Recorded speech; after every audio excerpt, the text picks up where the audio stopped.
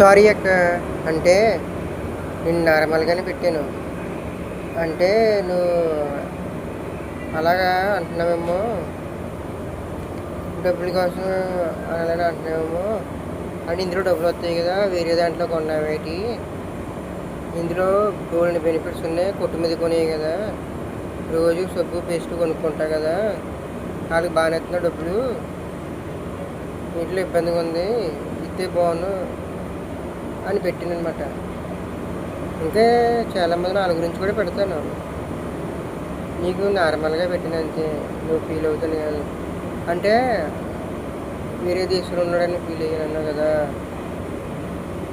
అది బోల్డెన్ డబ్బు అవుతుంది. వేరే దేశంలో వద్దుని ఎలాగుంటారో, డబ్బులు లేకుండా చేస్తారా, నువ్వు వంక పెట్టేవేమో అలాగా అనుకుంటున్నాను.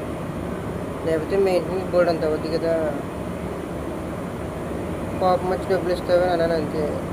నేను వేరే విధంగా అనలేదు. సారీ, క్షమించక్క. నీ తప్పుగా నీ మనసు నచ్చుకొని ఉంటే క్షమించక్క. సారీ, నువ్వు చాలా మంచిది నాక. నీ గురించి తెలిసే అలాగ అన్నం తప్పే. అంటే ఇది డెవలప్ అయ్యి బిజినెస్ కదా, తగ్గింది. అందులో 1500 కొంటే వేరే దేశం ఎలా పంపిస్తారో, ఇందులో కష్టపడి ఎంతోమంది కొంటే కానీ అవుతలేదు, అలాంటిది అంత డబ్బులతో ఎవరు కొంటారో అని నేను పెట్టాను అంతే. సారీ అక్క, నీ మనకు నచ్చుకోండి, క్షమించు.